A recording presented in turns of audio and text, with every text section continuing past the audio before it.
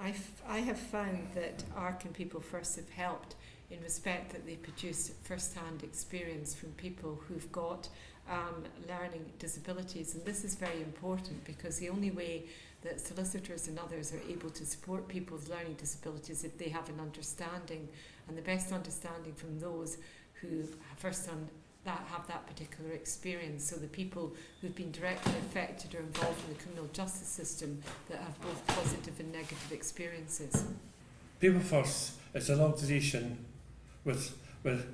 made up with people with a learning disability who are boards of directors from different areas, from the bottom of Scotland to the top of Scotland. I work with the Soul Network. It's something I really enjoyed, and also it's like taking it back to the board, explaining to the board what it's all about, and also being involved in the court system.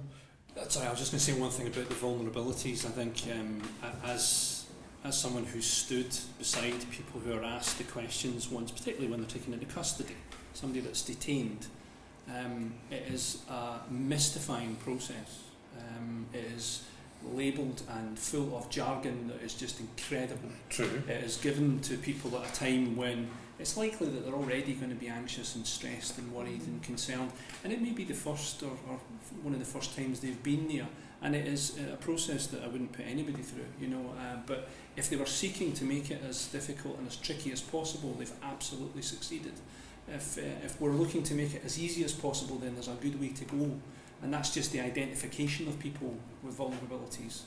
So there are huge challenges there. It's more to do with the fact is when you're taken into detention, they ask you questions that you don't know the answer to. So there is mistakes that they make when you're in detention, and I think that needs to be filtered back and say, look, there's nothing wrong with us. We're human beings, but we need to be treated in a specific manner. But it's also like when the police take you in, the simple questions they could ask you: is your case been identified you, or you need support, or you know someone that can really help you to answer some of the questions, or give a wee bit more background who you are. Well, that's really where Paul's role comes in at that point, because the police, having identified a vulnerability, they then should be seeking to call out somebody of Paul's background with the appropriate adult, and that's the point at which the appropriate adult, and this is still actually, I would stress, the point before the solicitor is actually necessarily going to be involved. An appropriate adult is someone who facilitates communication between the individual. Now that's not just someone that's detained, that could also be a victim or a witness, and the officers that are asking that person questions. So you're there to make sure that you think the individual is following the process and is understanding the process, and if for any reason you don't think that that's the case, then you should interject and ask and check and make sure, and that's throughout the process. And I think we spoke earlier on that if we get it right, it works really, really well, and there are lots of supports for individuals. But if we get it wrong at any of these points, it tends to be that none of these things are there.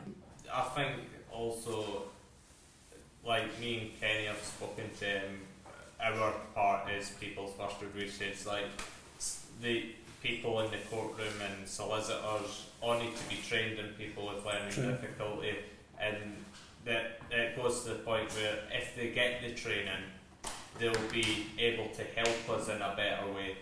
And we're not just talking about call handlers, we're talking about police officers, sheriffs, solicitors, the whole wide of range of the official people who we're going to come into contact with through the criminal justice system, that they all have the specialist training that we need them to have in order to deal with us properly. I think the point is just to say that you've got a learning difficulty. If you're either phoning the police or you're in front of the police, just to say that yes, I do have a learning difficulty. Some people don't know what their learning difficulty is, but know that they've got one.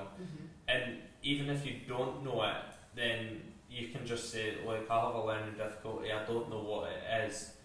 and obviously that's up to the police to then deal with. You can't stop people being detained, that's the criminal justice system, but having that in mind, that it's about fair justice, and it's not going to be fair justice if these people who have learning disabilities are not supported adequately.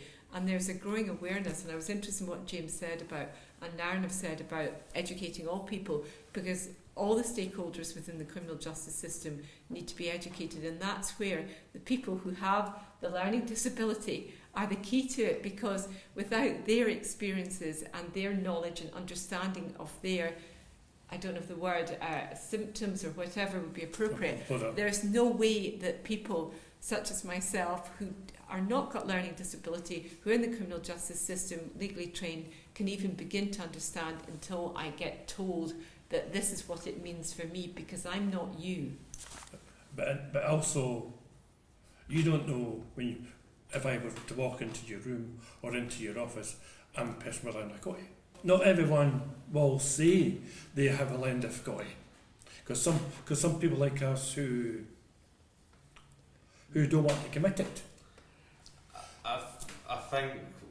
I don't think you're just going to walk into a room and say, first thing you're going to say is, do you have a learning difficulty? I didn't suggest it. I know, did, but I know. I'm not suggesting you did say that and say that wouldn't be the first thing you would do. I wouldn't do it for culture, upbringing and manners. I think the first thing you would do is, hello, I'm the solicitor, this is what I do and stuff. But it is okay to ask that question. That's what it's okay. You're right. Some people don't know that, and I think that's a new thing. It's a new way of thinking. Similarly, we are trained not to ask people, and therefore that culture empowering people like myself perhaps to ask the question that you wouldn't have asked is something that has come over to me from training such as organisations that SOLD have done in dealing with protected characteristics, of which disability is clearly one. What I would say is, as an advocacy worker who works every day with people with learning disabilities and knows how important that is, obviously advocacy workers share people's views, and I see on a day-to-day basis how important that is. My understanding, although I've only just come to the SOLD network recently, is that the work that People First and ARC are doing provides that. It provides feedback, direct feedback from people with learning disabilities about what they've experienced. There is no substitute for that. That kind of lived experience is hugely powerful and can't really be argued with. So, it's really important going forward that that's done as widely as possible, and we get as many people's experiences fed back to the people that can change these things. Well, as I've identified, I'm a solicitor, and I've talked about the training and knowledge that's required to support us in dealing with people with a learning disability. And where I've found SOLD has a role, it has a number of functions that they identify, primarily in raising awareness of the issues concerning people, offenders with learning disabilities. And for me, that's meant that they've kick-started a number of meaningful discussions that highlight the issues across the criminal justice spectrum.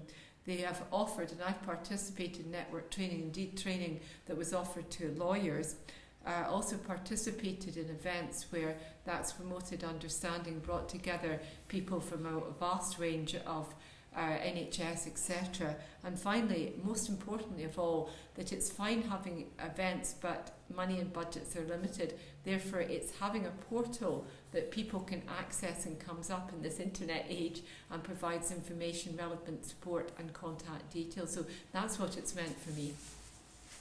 People like us who commits a crime should still get help to understand the procedures, what we go through.